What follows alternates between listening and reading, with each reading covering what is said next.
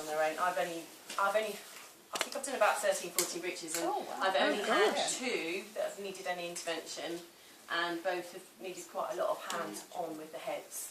How long would you say the baby should be left for like this? I mean, is there a limit? Well, what do you think?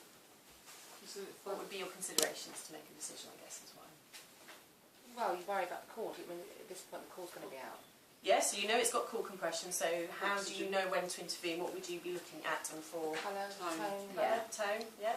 And heart rate you can see, because you've got a cord there, haven't you? So you can see it's pulsating, you can see how full it is, or how thin it is, how empty it is. So if you've got an empty cord, it's not going to get a lot of oxygen. So that then put together with how is she contracting, have I got signs that this is a well-flexed head? I'll be worried at the baby being like that for more than a minute. But you don't want to rush. You're making as a midwife, and it's not as simple as to say you wait 5 minutes then you go ahead. It's about saying, you know, if this baby's in really good nick, you're not worried about sort of size, you've got a roomy pelvis, it seems to be well flexed, she's contracting well. You know, you can wait a little bit, but if she's, you know, you've already done all the interventions and the baby's looking a bit pale, it's got no tone, you don't wait, you get on, particularly for the head, because you know there's core compression. So you intervene much, much sooner.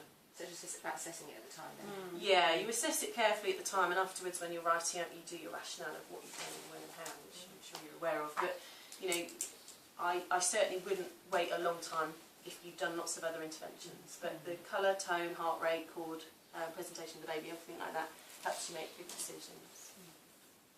Okay, so heads are a bit, are you going to stay? You are. Heads are a little bit funny. So most babies will come down and they will either be tucked up, so you'll start to see a little chin, you'll certainly see a bulging perineum, or they'll be just very slightly deflexed, sort of looking straight forward, and with the next contraction they'll tuck themselves in and scrunch their legs up, and then they'll come out and it should be all very straightforward. The worst ones we're looking for are these very deflexed head babies. And that's because they don't have much tone, isn't it? They don't have a lot of tone, and what they've done is they've got caught often on the brim of the pelvis as they've come down, and as they've kind of trying to negotiate, this baby doesn't do well in these pelvises, but as it's tried to negotiate, you can see, even like with this baby, you can see how they can, even with a solid baby, they can get caught on the brim, and that's what you're kind of worried about. This is as it hits the brim, it tips itself up and deflexes, rather than sort of negotiating the brim well and coming down. And that's more likely to happen if you've done those interventions or you've pulled the baby down, you know, so those are things that can occur. And the other thing is obviously core contractions don't help baby. They want pressure this way to help them maintain flexion. So as I say, you again are making decisions, but if you decide you do need to give the baby a hand, you then need to think about, right, I need to assess very carefully about what's going on. I can't get the baby out. I'm trying to make it so it's slightly more central, but that'll have to do. So you need to obviously do a VE, and you need to put your hands in to see what you can feel. Has anyone had a very deflex head like this? No? They do feel exactly like this model. So as you go in vaginally, you come to a kind of a right angle, a big, hard right angle here, and that's the back of the baby's head. And then when you put your fingers in here, you get this really long neck, and you can't reach the face. So what you've just learnt at uni about, you put your fingers in. Can't get there. Very difficult to get. If you can get your fingers there, then you have reassurance that actually all you need to do is that, and it should come. If you can't get your fingers where you need to go, then you know that you've got a very deflexed head, a very extended head, and this is sort of one of the ones we really worry about for breech, isn't it? So we need to think about what we're going to do. So give me some solutions to our problem. I would be wanting to change the relationship of the pelvis to Turn around. So I'd be going from a kneeling to a real prayer position to get that baby. So you are going to try, and what you're going to try and use the back of the head on the symphysis pubis to try and pivot it, aren't you? As mum rocks back and forth, the idea is that pushes that head forward, and that's certainly what Mary Cronk would suggest for that head, is to try and move the pelvis round the baby, I guess is how she describes it. So that may work. So moving mum is an option. So you can move mum round. Anything else? Trying to push baby up a little bit. Yeah, so again, disimpacting the baby is probably how it's best described. So trying to literally push the baby off its, where it's stuck on. Yeah, and thinking about which way is the biggest space in the pelvis, and trying to think more logically about, right, if my baby is coming this this direction and it's stuck on the brim, you need to disimpact it and say to it, actually I can't do it on this dummy, but you can imagine, can't you? Right, lift it up slightly and just rotate it slightly as it comes down and round. It's exactly what they do with forceps to aftercoming heads, isn't it? You can see them kind of switching around like that.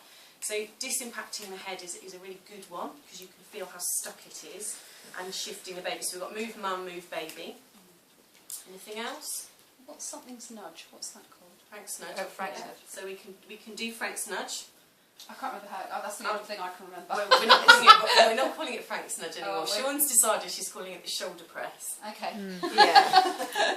Yeah, who's Frank anyway? Okay, so Oh, that's who right. else has heard of it? Yeah, it's pressing on the It's clavicle. No, it's pressing here because it lifts the baby. That's right, isn't So, it? well, it's described in different ways by different people. So this has come originally from Frankfurt in Germany, where they've done, for the last 5-6 years they've been doing all-fours breeches. And what they found is they developed this technique to aid flexion of the head. So if I kind of press here, I naturally will nod my head down because, and I don't know the technicalities, there is a connection between these muscles which are around the clavicles here that connect up with these neck muscles here and promote flexion. So the idea is that you use these muscles just underneath the clavicle to kind of press, and it will then flex the head. Now, when Sean's done it, I've never done this in real life, but Sean's done it in real life, and she says that she feels that she sort of spreads her fingers across round the clavicle area, and then it is a steady push backwards, literally like that.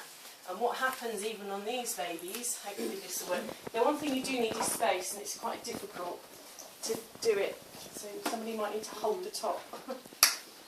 So, again, what she's suggesting is if you push here and you keep pushing. Oh.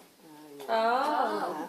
Even if it's stuck. Yeah, Well, I'm surprised. It's another trick to try, and the idea is you're pushing the baby there, and as you're Backwards, so pushing, what's happening is it's sort of pushing the baby around the symphysis pubis. So as I push back here, the symphysis pubis is here, so and it's it will pushing. naturally kind of rock the baby forward. Yeah. Would it work, a combination of those two things, the mother